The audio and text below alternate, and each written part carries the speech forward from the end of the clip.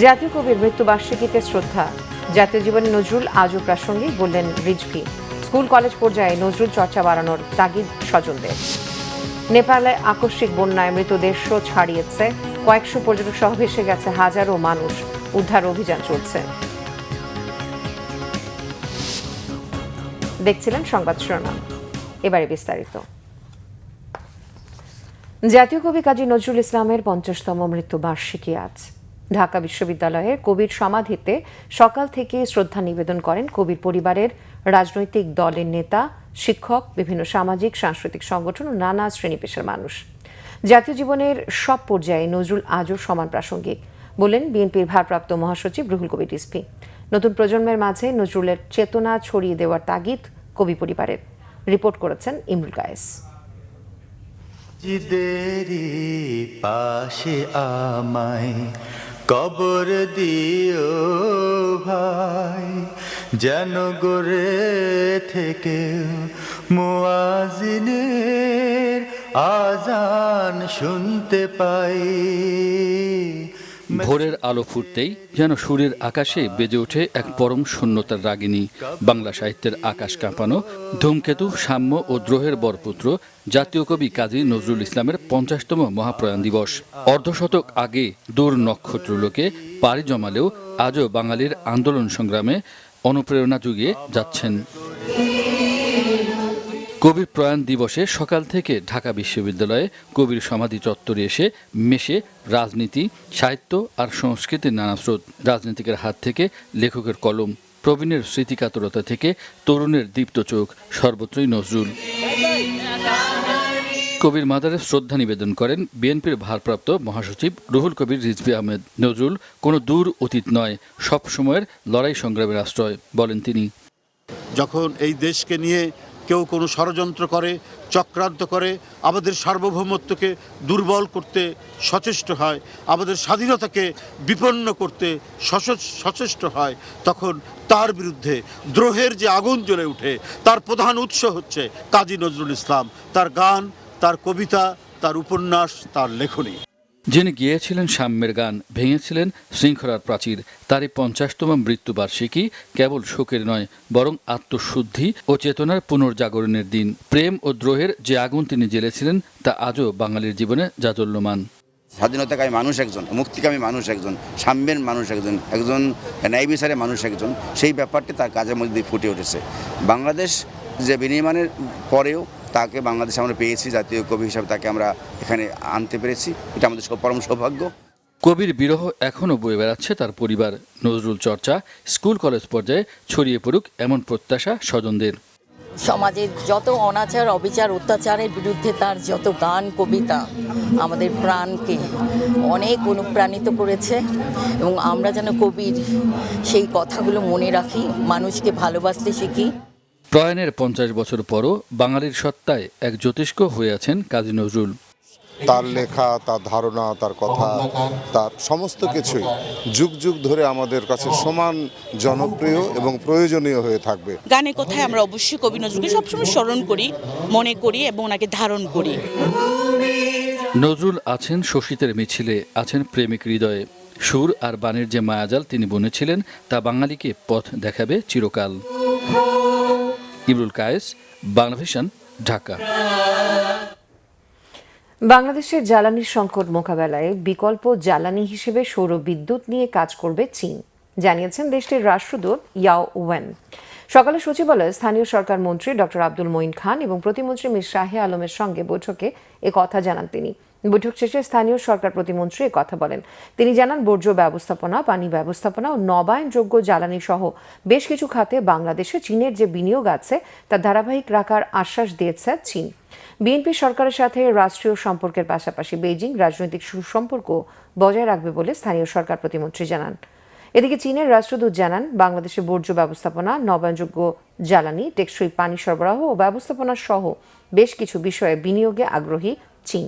প্রধানমন্ত্রী তারেক রহমানের চীন সফর শেষে ঢাকা বেইজিং সম্পর্ক অনন্য উচ্চতায় পৌঁছেছে বলেও এ সময় রাষ্ট্রদূত উল্লেখ করেন। দরিদ্র প্রান্তিক জনগোষ্ঠীর জীবনমান উন্নয়ন ও সামাজিক বৈষম্য কমাতে কাজ করছে বর্তমান সরকার। সবার ঘরে ফ্যামিলি কার্ড পৌঁছে গেলে জাতীয় অর্থনীতিতে যুক্ত হবে দরিদ্র জনগোষ্ঠীর মানুষও। চ্যালেঞ্জ থাকলেও ভাতা ও ফ্যামিলি কার্ড বিতরণে দুর্বলতা কমিয়ে স্বচ্ছতা নিশ্চিত করবে সরকার। বাংলা ভিশনকে দেয়া একান্ত সাক্ষাৎকারে এসব কথা বলেছেন সমাজ কল্যাণ প্রতিমন্ত্রী ফারজানা শারমিন। রিপোর্ট রিশান নাসরুল্লাহর। ব্যক্তি নয়, পরিবার হলো উন্নয়নের চাবিকাঠি। এমন নীতিকে সামনে রেখে দেশে সামাজিক নিরাপত্তা কর্মসূচি ফ্যামিলি কার্ড চালু করেছে সরকার। পরিবারের আর্থিক সচ্ছলতা ও পুষ্টির যোগান নিশ্চিতে ফ্যামিলি কার্ডের মাধ্যমে নারী সদস্যরা পাবেন আর্থিক সহায়তা। এই কর্মসূচি নারীর মাধ্যমে পরিবারের সামাজিক উন্নয়ন নিশ্চিত করে বলে মনে করেন সমাজ কল্যাণ প্রতিমন্ত্রী। যার কাছে কিছুই ছিল না তার হাতে 2500 টাকা। আরেকটু ব্রডার পার্সপেক্টিভে যদি আমরা যাই, যে যদি একটি এলাকাতে একটি ওয়ার্ডে কমপক্ষে 10 জনের হাতেও এই 2500 টাকা করে যায়, 2.5 লক্ষ টাকা কিন্তু রোল ওভার হচ্ছে মান্থলি। এবং ওই এলাকাতে কিন্তু সেই টাকাটা কোথায় খরচ করে এই মহিলা স্বাভাবিকভাবে দেখা যাবে যেটা হয় তার বাচ্চার টিফিনের খাবারের জন্য ব্যবহার করছে, অথবা তার পরিবারের নিউট্রিশনের জন্য ব্যবহার করছে, অথবা ওষুধের জন্য ব্যবহার করছে, অথবা সেখান থেকে 500 টাকা সে জমিয়ে রাখছে যে ভবিষ্যতে কোনো কাজ করার জন্য। আমাদের এটাও ইম্প্যাক্ট অ্যাসেসমেন্টও আছে যে আসলে এই টাকাগুলো তারা কোথায় খরচ করছে, সেটাও আমাদের একটা ইভ্যালুয়েশন থাকবে। তখন কিন্তু ওই এলাকাতে ওই মানিটা রোল ওভার হচ্ছে, ওখানকার ইকোনমিটা কিন্তু রোল ওভার হচ্ছে। সো এটা সারা বাংলাদেশে যখন ছড়িয়ে যাবে এটার ইম্প্যাক্টটা অনেক বেশি পড়বে। দেশের মানুষের আর্থসামাজিক অবস্থার বিষয়টি বিবেচনা করে ডায়নামিক সোশ্যাল রেজিস্ট্রি ডিএসআর এর মাধ্যমে উপকারভোগী বাছাই করবে সরকার। কর্মসূচি বাস্তবায়নে অযথা অর্থ ব্যয় ও অনিয়ম করার সুযোগ নেই দাবি প্রতিমন্ত্রীর। ইটস নট লাইক দ্যাট যে এই সারা 5 বছর ধরে এটা চলবে, অথবা যতদিন ধরে আমাদের এই ফ্যামিলি কার্ড প্রজেক্ট চলবে ততদিন ধরে। নো, আপনার এই ডেটা কালেকশন কিন্তু একবারই হবে এবং এটা একবারেই শেষ করা হবে। তো এত বড় একটি যজ্ঞ করতে যখন আপনাকে প্রতিটা ওয়ার্ডে একজন করে ভলান্টিয়ার যাচ্ছে, তার হাতে আমরা একটি করে ট্যাব দিচ্ছি এবং সিম দিচ্ছি, তাদের যাওয়া আসার জন্য তারা ফর্ম ফিল আপ করছে, তো সেখানে এই যে টাকাটা এককালীন খরচ হচ্ছে এটা কি খুব বেশি টাকা? এবং এটা তো দেশের প্রয়োজনে দেশের প্রজেক্টে খরচ হচ্ছে। সো এখানে প্রশ্ন যারা তুলছেন হয়তো না জেনেই প্রশ্নটা তুলছেন, এবং এটা টোটালটাই এককালীন, এটা এমন না যে এটা বারবার এই টাকাটা খরচ হবে। সামাজিক নিরাপত্তা কর্মসূচির সবচেয়ে বড় চ্যালেঞ্জ স্বচ্ছতা নিশ্চিত করা। সেটি কিভাবে নিশ্চিত করা হবে জানতে চাইলে প্রতিমন্ত্রী বলেন, কর্মসূচি বাস্তবায়নের সব দিকেই মনিটরিং থাকবে সরকারের। ফ্যামিলি কার্ড বাড়লে অন্যান্য ভাতাগুলো কিন্তু কমে আসছে, সেখান থেকে একটা অ্যাডজাস্টমেন্ট আমাদের হচ্ছে। দ্বিতীয়ত হচ্ছে যে একটি বিগ প্রজেক্ট, একটা মেগা প্রজেক্ট নিতে গেলে কিন্তু অনেক টাকা ইনভেস্ট করতে হয়। আমরা কিন্তু টাকাটা যেটা আর সেটাকে ইনভেস্ট করছি কিন্তু জনগণের জীবনমানের উপরে, যেটা কিন্তু ইকোনমিতে রোল ওভার হচ্ছে এবং দেশের ভেতরে থেকে দেশের টাকা দেশের মানুষের উপকারে আসছে। এখানে কিন্তু আপনার মেগা প্রজেক্ট নিয়ে আপনার অর্ধেক প্রজেক্ট করলাম, বাকি অর্ধেক না করে টাকা নিয়ে চলে গেলাম, অথবা বিদেশে অর্থ পাচার করলাম, সেই সুযোগটা কিন্তু থাকছে না। সো এখানে আমার কোনোভাবেই যে অর্থনীতির উপর চাপ পড়ার কোনো ইস্যু এখানে আসছে না। দ্বিতীয়ত হচ্ছে যে গ্র্যাজুয়ালি যখন এই মানুষগুলো, আপনাকে তো সাধারণ মানুষকে কিছু না কিছু দিতে হবে, এই মানুষগুলো যখন কিছুটা কর্মক্ষম হয়ে কাজ করা শুরু করবে তখন কিন্তু দেশের চাকা ঘোরা শুরু করবে। আগামী 4 বছরের মধ্যে 1,60,00,000 পরিবারকে ফ্যামিলি কার্ডের আওতায় আনার পরিকল্পনা সরকারের। রিশাদ নাসরুল্লাহ, বাংলা ভিশন, ঢাকা। গাজীপুরের কোনাবাড়ি এলাকায় ঝুটের গোডাউনে ভয়াবহ আগুন লেগেছে। ফায়ার সার্ভিসের 5টি ইউনিটের চেষ্টায় আগুন নিয়ন্ত্রণে আসে। ভোরে মহানগরীর কোনাবাড়ি দেউলিয়াবাড়ি এলাকায় আগুনের সূত্রপাত ঘটে। ফায়ার সার্ভিস ও এলাকাবাসী জানায়, বৃহস্পতিবার সকাল 5:30টার দিকে দেউলিয়াবাড়ি একটি ঝুটের গোডাউনে আগুন দেখা যায়। মুহূর্তেই তা আশেপাশে ছড়িয়ে পড়ে। এলাকাবাসী আগুন নিয়ন্ত্রণের প্রাথমিক চেষ্টা করে ফায়ার সার্ভিসে খবর দিলে কোনাবাড়ি থেকে 3টি ইউনিট এবং সারাবো ফায়ার সার্ভিসের 2টি ইউনিট আগুন নিয়ন্ত্রণে ছুটে যায়। কোনাবাড়ি ফায়ার সার্ভিসের ওয়ারহাউস ইন্সপেক্টর মোহাম্মদ সাইফুল ইসলাম বলেন, ফায়ার সার্ভিসের 5টি ইউনিট আগুন নিয়ন্ত্রণে কাজ করছে। আগুন লাগার কারণ ও ক্ষয়ক্ষতির পরিমাণ এখনও জানা যায়নি।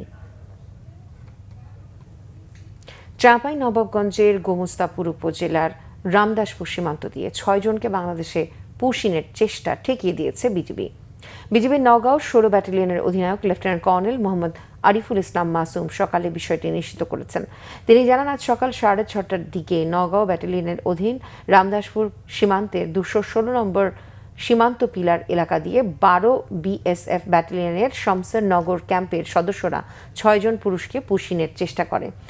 এ সময় বিজিবির রামদাসপুর বিওপির টহল দল বিষয়টি টের পেয়ে তা মোকাবেলা করে। বর্তমানে ওই 6 জন সীমান্তের শূন্যরেখায় ভারতের অংশে অবস্থান করছে। সীমান্তে কড়া নজরদারি ও নিয়মিত টহল অব্যাহত রয়েছে বলে জানান তিনি। এই ছিল এখনকার মতো। পরের সংবাদ দুপুর 2টায়। এর আগে একটা রয়েছে নিউজ টক দেখার আমন্ত্রণ রইল। এছাড়া বাংলাদেশের সংবাদ ও সংবাদ সংশ্লিষ্ট অনুষ্ঠান দেখতে ভিজিট করুন www.bbnews24.com ও facebook.com/bangladeshnews এবং সাবস্ক্রাইব করুন youtube.com/bangladeshnews। ধন্যবাদ আপনার সাথে থাকার জন্য।